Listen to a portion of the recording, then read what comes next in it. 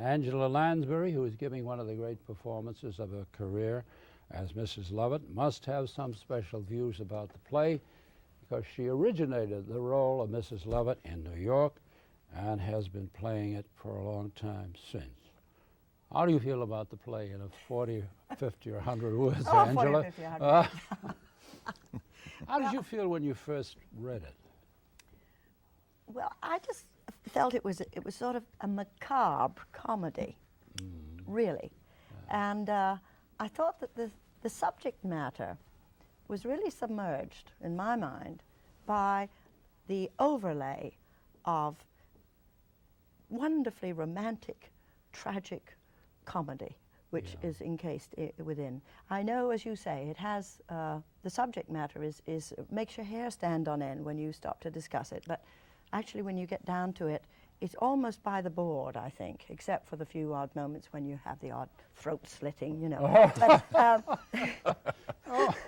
that's the least of our doings. Playing it down a little Mrs. bit. Lovett is a heck of a good cook, let's put it that way, when she finally gets the proper raw material to make her pies worthwhile. Even though I start off singing, I bake the worst pies in London, and you know, finally I think she gets rather good and gets an enormous clientele of people who are only too happy to eat her pies. I love that choral song, God, That's Good, when they're all singing about it. And we know what's in the pies and they don't. Exactly, exactly. That's. Well, you thought of it after all as a great part. Oh, I did.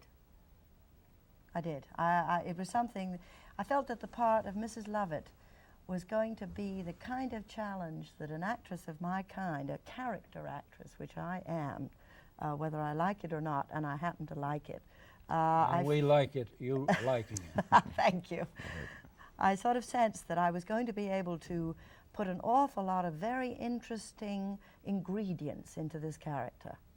And they're there. Right word? Ingredients. I can't get away from the cookbook. You notice how every time I refer to any part of this show, it has to do with cooking or recipes.